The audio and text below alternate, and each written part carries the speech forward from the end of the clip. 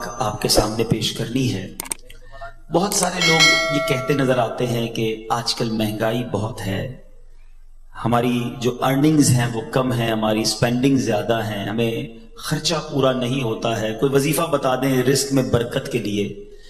آج میں نے آپ کو وظیفہ بتانا ہے کہ کسی عام آدمی سے نہیں، خود نبی پاک علیہ الصلوۃ والسلام نے ایک صحابی رسول کو یہ وظیفہ بتایا۔ غور سے سنیے، بالخصوص اگر آپ کسی وجہ سے رزق کی تنگی کا شکار ہیں، آپ کو مہنگائی ستا رہی ہے اور آپ کی ارننگز اور سپینڈنگ میں ڈفرنس ہو گیا ہے۔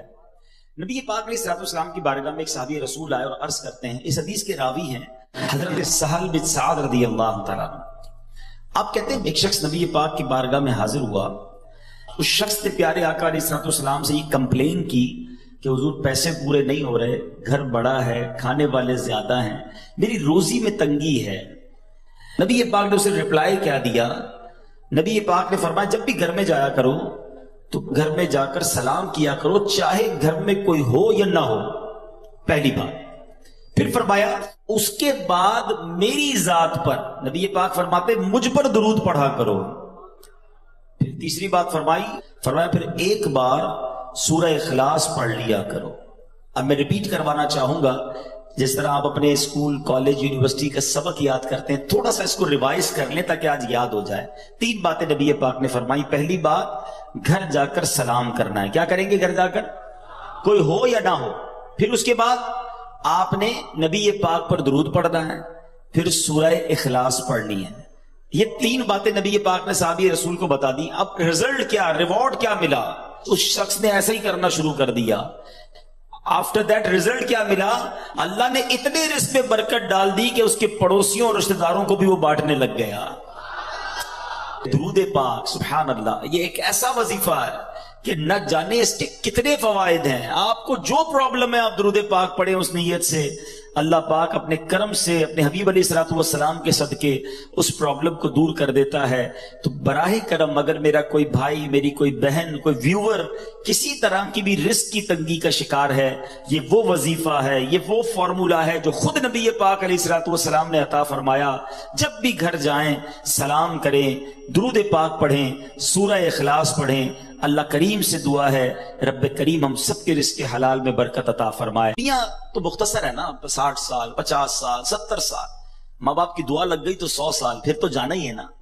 آخرت میں وہ کیا چیز ہے جو ایک مسلمان کا مطمع نظر اور الٹیمیٹ گول ہے کہ مجھے وہاں جانا ہے اور وہ حاصل کرنا ہے؟ یقیناً ہر ایمان والا یہ چاہتا ہے کہ میں نے جنت کو حاصل کرنا ہے، کیونکہ مرنے کے بعد دو ہی آپشن ہے نا، یا تو جنت ہے یا دوزخ ہے۔ دوزخ میں تو کوئی نہیں جانا چاہتا، اللہ ہم سب کو محفوظ فرمائے اور بلا حساب جنت میں داخلہ عطا فرمائے۔ بٹ کوسچن یہ ہے کہ کیا جنت میں جانے کی کوئی گارنٹی مل سکتی ہے؟ کوئی ایسا عمل ہے، کوئی ایسا پروسیجر ہے کہ میں اس پروسیجر پر عمل کر لوں تو میں ڈیفینیٹلی جنت میں چلا جاؤں؟ دس از the big question.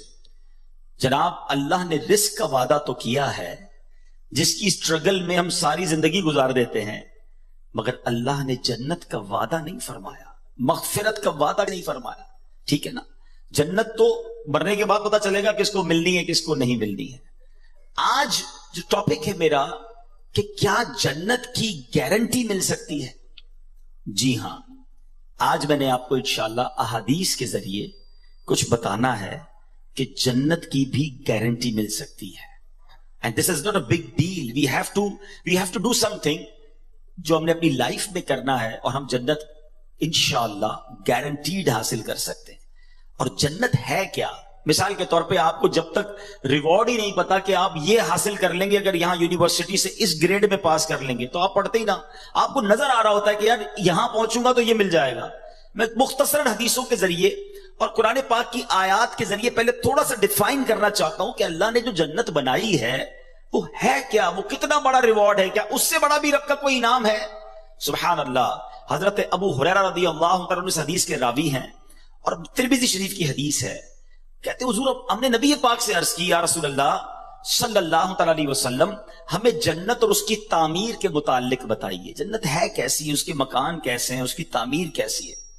The summary of حدیث، نبی پاک فرماتے ہیں اس کی ایک اینٹ سونے کی ہے تو ایک اینٹ چاندی کی ہے، اس کا گارا مشک کا ہے اور اس کی کنکریاں موتی اور یاقوت کی ہیں اور اس کی مٹی زعفران کی ہے. There is no, ہم امیجنیشن بھی نہیں کر سکتے کہ وہ کیسی جنت ہے جس کا گارا بھی مشک کا ہے، جس کی مٹی زعفران کی ہے. نبی پاک علیہ الصلوۃ والسلام ایک اور جگہ فرماتے ہیں، مسلم شریف کی حدیث ہے، حضرت ابو ہریرہ رضی اللہ تعالیٰ اس حدیث کے راوی ہیں، رسول کریم علیہ الصلوۃ والسلام نے فرمایا، اللہ تعالیٰ نے ارشاد فرمایا کہ میں نے اپنے نیک بندوں کے لیے ایسی ایسی نعمتیں تیار کر رکھی ہیں جن کو نہ تو کسی آنکھ نے دیکھا ہے، نہ اس کی خوبیوں کو کسی کان نے سنا ہے، اور نہ کسی انسان کے دل پر اس کی ماہیت کا خیال گزرا ہے. اس کا مطلب کیا ہوا؟ آج میں آپ کو کہوں کہ دنیا کا سب سے اچھا گھر کون سا ہے، آپ انٹرنیٹ پہ سرچ کریں گے آپ کو دنیا کا سب سے مہنگا گھر نظر آ جائے گا. You can imagine, you can see the pictures of that beautiful house. میں کہوں گا بتاؤ دنیا کی مہنگی سواری کون سی ہے، آپ جناب کسی کا پرائیویٹ جیٹ نکال کے بتا دیں گے کہ دیکھیں یہ کتنی بڑی سواری، کتنی مہنگی سواری ہے. اچھا خوراک دنیا کی کون سی سب سے اچھی ہے، آپ سرچ کر کے مہنگے سے مہنگے کھانے میرے سامنے رکھ دیں گے کہ جناب اس 5 اسٹار 7 اسٹار ہوٹل کا کھانا دنیا کا سب سے بیسٹ ہے.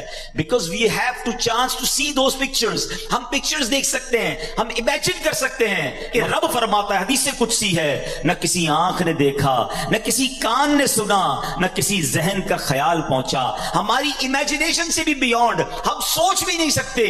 اللہ نے وہ جنت میں نعمتیں تیار کر رکھی ہیں، تو پھر کیوں نہ جنت کی تیاری کی جائے، پھر کیوں نہ جنت کے لیے اسٹرگل کیا جائے. اب سوال یہ پیدا ہوتا ہے کہ جناب ہم یونیورسٹی سے فارغ تو ہو جائیں گے، بڑی ڈگری حاصل کر لیں گے، مگر جس پوسٹ پر جانا ہے وہاں 4 ہی پوسٹ اویلیبل ہیں، 400 اسٹوڈنٹ میں سے 4 کو سیٹ ملے گی. کیا جنت بھی ایسا ہی ہے کہ ہم ساری کوشش کر لیں، بلکہ دنیا کے سارے مسلمان کوشش کر لیں تو کیا سلیکٹڈ سیٹس ہیں جنت میں؟ جگہ تھوڑی تو نہیں، اربوں مسلمان ہیں، کون جنت میں جائے گا؟ سبحان اللہ. سنو میرے رب کی جنت کتنی بڑی ہے. ترمذی شریف کی حدیث ہے، نبی پاک فرماتے ہیں کہ جنت میں 100 منزلیں ہیں اور ان میں سے ہر 2 منزلوں کے درمیان اتنا فاصلہ ہے جتنا زمین اور آسمان کے درمیان فاصلہ ہے. میرے رب کی جنت بہت بڑی ہے، اس کی جنت بڑی وسیع ہے. اب سنو، یہاں دنیا میں کوئی مہنگا لباس پہن لے ہم ڈی مورلائز ہو جاتے ہیں، مگر جنتیوں کا لباس کیا ہوگا؟ قرآن کہتا ہے وہ اس میں سونے کے کنگن پہنائے جائیں گے اور سبز کپڑے قریب اور کنادیس کے پہنیں گے. جنتیوں کو جنتی لباس پہنایا جائے گا. سنو، جنتیوں کی عمریں کتنی ہوں گی؟ ہو سکتا ہے دنیا سے کوئی 70-80 سال کی عمر میں جائے، کوئی بچپن میں چلا جائے. حدیث پاک کا مضمون ہے کہ اہل جنت سے کوئی چھوٹا یا بوڑھا مر جائے گا تو اسے جنت میں 30 سال کا بنا دیا جائے گا. سارے جنتی جو ہیں وہ 30 سال کے ہوں گے. سبحان اللہ. اب جنتیوں کا کھانا کیا ہوگا؟ قرآن کہتا ہے وَفَاكِهَةٍ مِّمَّا يَتَخَيَّرُونَ وَلَحْمِ طَيْرٍ مِّمَّا يَشْتَهُونَ، اور میوے جو پسند کریں اور پرندوں کا گوشت جو چاہیں. سبحان اللہ. نبی پاک علیہ الصلوۃ والسلام فرماتے ہیں جنتیوں میں جو سب سے نچلے درجے کا جنتی ہوگا، لوئسٹ گریڈ یا کیٹیگری کا جنتی ہوگا، اس کے ساتھ 10,000 خادم کھڑے ہوں گے. سب کے ہاتھ میں 2 پیالے ہوں گے، دونوں پیالوں میں ایک سونے کا ہوگا، ایک چاندی کا ہوگا. ہر پیالے میں کھانے کی ایسی قسم ہوگی جو دوسرے میں نہ ہوگی. وہ آخر سے بھی ایسے ہی کھائے گا جیسے شروع میں کھائے گا. اس کو اس طرح سمجھیے، آپ کو بھوک لگی ہو اور بریانی آپ کو بڑی پسند ہو، آپ بریانی کا پہلی پلیٹ کھائیں گے بہت شوق سے، بڑی رغبت سے کھائیں گے. اگر دوسرا کھائیں گے تو اب پیٹ بھر چکا ہوگا، اتنی لذت نہیں آئے گی. فرمایا جنت میں بندہ جتنا کھائے گا اس کی لذت میں کمی نہ ہوگی، ہر نوالا پہلے نوالے جیسا ٹیسٹ دے رہا ہوگا. سبحان اللہ. اسی طرح جنتیوں کا مشروب کیا ہوگا؟ رب کا کلام فرماتا ہے یطوف علیہم ولدان مخلدون باکواب واباریک وکأس من معین لا یصدعون عنہا ولا ينزفون. قرآن فرماتا ہے ان کے لیے گرد پھریں گے ہمیشہ رہنے والے لڑکے، کوزے اور آفتابے اور جام، اور آنکھوں کے سامنے بہتی شراب کہ اس سے نہ ان کے سر میں درد ہو اور نہ ہوش میں فرق آئے. ایسی پاکیزہ شراب ہوگی جو بدہوش کرنے والی نہیں ہوگی. کوئی طریقہ ہے کہ ہم جنت میں گارنٹیڈ چلے جائیں؟ جی ہاں. گارنٹی دینے والی ذات کون ہے؟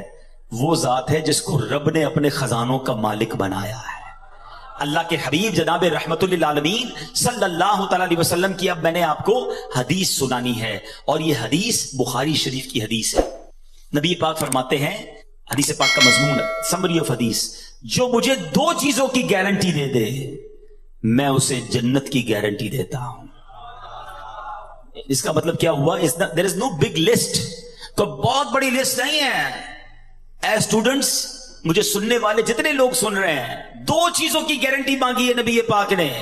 If anybody give me guarantee for two things، میں اسے جنت کی گارنٹی دیتا ہوں۔ وہ دو چیزیں کیا ہیں؟ میرے آقا فرماتے ہیں، مجھے دو جبڑوں کے درمیان والی چیز اور دو ٹانگوں کے درمیان والی چیز کی جو کوئی گارنٹی دے دے میں اسے جنت کی ضمانت دیتا ہوں۔ زبان اور پرائیویٹ پارٹ، شرمگاہ، جو کوئی ان دونوں چیزوں کا صحیح استعمال کرے، حلال طریقے سے استعمال کر لے، it's not a big deal. یقیناً مشکل ہے مگر کوئی لمبی لسٹ نہیں ہے۔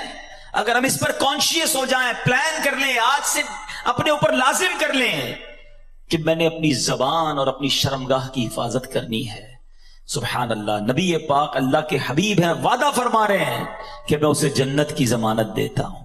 میرا یہ موضوع نہیں ہے مگر اس شاکان رسول کے لیے ایک بڑا خوبصورت نقطہ پیش کر کے آگے چلتا ہوں کہ گارنٹی کون دے سکتا ہے؟ اس کا مطلب وہی گارنٹی دے سکتا ہے جس کے پاس اتھارٹی ہو۔ یہ ذرا غور کرنے والی بات ہے۔ گارنٹی وہی دے سکتا ہے آپ کو، آپ کے اس کالج میں داخلے کی گارنٹی وہ دے سکتا ہے جس کے پاس یہ اتھارٹی ہو کہ وہ سائن کر دے تو پھر اس کے اوپر کوئی کلیم نہیں کر سکتا، اس کا کہنا آخر ہوگا۔ اللہ اکبر، اللہ نے اپنے حبیب کو یہ پاور، یہ اتھارٹی دی ہے کہ رسول اللہ جس کے بارے میں فرما دے رب اسے جنت میں داخل فرما دے گا۔ اللہ نے اپنے حبیب کو یہ اتھارٹی دی ہے، سبحان اللہ۔ ایسے ہی کوئی نہیں کہہ سکتا کہ میں گارنٹی دیتا ہوں۔ تو نبی پاک کا یہ فرمانا اس بات پر دلالت کرتا ہے کہ اللہ نے اپنے حبیب کو کیسے کیسے اختیارات سے نوازا تھا۔ اب آتے ہیں، دو چیزوں کی بات ہوئی اور میں اپنے اس پورے ٹاپک کو ان دونوں چیزوں کے گرد رکھوں گا کہ ہم نے اپنی زبان کیسے استعمال کرنی ہے اور اپنے آپ کو، اپنے پرائیویٹ پارٹس کو، اپنے آپ کو حرام کاری اور بدکاری سے کیسے بچانا ہے۔ یہ کتنے بڑے گناہ ہیں۔ زبان کیا ہے ذرا سمجھیے گا۔ نبی پاک علیہ الصلوۃ والسلام کی ایک حدیث سنیے گا تاکہ آپ کو اندازہ ہو کہ زبان کتنی اہمیت کی حامل ہے۔ حضرت سیدنا ابو سعید خدری رضی اللہ تعالیٰ عنہ حدیث کے راوی ہیں کہ نبی کریم علیہ الصلوۃ والسلام نے فرمایا، جب آدمی صبح کرتا ہے تو اس کے جسم کے تمام پارٹس آف دا باڈی زبان سے کیا کہتے ہیں؟ ہمارے ہر پارٹ آف دا باڈی، ہاتھ، آنکھیں، کان، پیر، زبان سے کچھ کہتے ہیں۔ حدیث پاک ہے، every part of the body کیا کہتا ہے زبان سے کہ اے زبان تو ہمارے معاملے میں اللہ سے ڈر، کیونکہ ہم تیرے ساتھ اور تیرے تابع ہیں، ہم بلونگ کرتے ہیں تجھ سے۔ اگر تو سیدھی رہے گی تو ہم سیدھے رہیں گے، اگر تو ٹیڑھی ہو گئی تو ہم بھی ٹیڑھے ہو جائیں گے۔ زبان ہی تو کسی کا دل توڑتی ہے نا، زبان ہی تو کسی کو گالی دیتی ہے، زبان ہی تو کسی سے جھگڑا کرتی ہے، آخر مار تو پوری باڈی کو پڑتی ہے نا۔ تو زبان سے سارے اعضاء کہتے تو نے سیدھا رہنا ہے، اگر تو ٹیڑھی ہو گئی تو ہم بھی ٹیڑھے ہو جائیں گے۔ اللہ اکبر۔ ایک بار نبی پاک علیہ الصلوۃ والسلام کی بارگاہ میں ایک صحابی آئے، صحابی کا نام حضرت سیدنا حارث بن بشام رضی اللہ تعالیٰ عنہ۔ کہتے یا رسول اللہ کوئی ایسا عمل بتا دیں جس کو میں اپنے اوپر لازم کر لوں۔ نبی پاک علیہ الصلوۃ والسلام نے فرمایا، اپنی زبان کی طرف اشارہ کر کے اس کو قابو کر لو۔ آپ سوچئے میرے آقا علیہ الصلوۃ والسلام کے نزدیک زبان کی کتنی امپورٹنس تھی، اور یہ زبان بندے کو کہاں پہنچا سکتی ہے؟ جنت میں پہنچا سکتی ہے، اور یہی زبان بندے کو دوزخ میں پہنچا سکتی ہے۔ Please try to understand the importance of tongue. یہ زبان کدھر بندے کو پھنسوا سکتی ہے۔ یہ حدیث ذرا سنیے گا، ترمذی کی حدیث، حضرت سیدنا بلال بن حارث رضی اللہ عنہ راوی ہیں، کہتے ہیں پیارے آقا علیہ الصلوۃ والسلام فرماتے ہیں، بندہ زبان سے بھلائی کا ایک کلمہ نکالتا ہے، ایک جملہ بھلائی کا نکالتا ہے، حالانکہ وہ اس کی قدر و قیمت نہیں جانتا، اس کے باعث اللہ تعالیٰ اس کے لیے اپنی رضامندی لکھ دیتا ہے۔ زندگی میں کوئی ایسا اچھا جملہ نکل جاتا ہے کہ اللہ اس سے اتنا راضی ہو جاتا ہے کہ سبحان اللہ اس کے لیے رضامندی لکھ دیتا ہے۔ آقا آگے حدیث میں فرماتے ہیں، اور بے شک ایک بندہ اپنی زبان سے ایک برا کلمہ نکالتا ہے اور وہ اس کی حقیقت نہیں جانتا، اللہ عز و جل اس کی بنا پر اس کے لیے قیامت تک کے لیے اپنی ناراضگی لکھ دیتا ہے۔ آج بولتے ہوئے سوچتا کون ہے کہ میں کیا بول رہا ہوں، کیسے بول رہا ہوں؟ جو منہ میں آیا وہ بولنا ہے، جیسے آیا ویسے بولنا ہے۔ یہ سوچنا ہی نہیں کہ میرا یہ جملہ میرے ایمان پر کیا امپیکٹ کرے گا، میرے دین، میرے عقیدے پر کیا امپیکٹ کرے گا، اللہ رسول کی کہیں اس میں گستاخی تو نہیں ہو جائے گی۔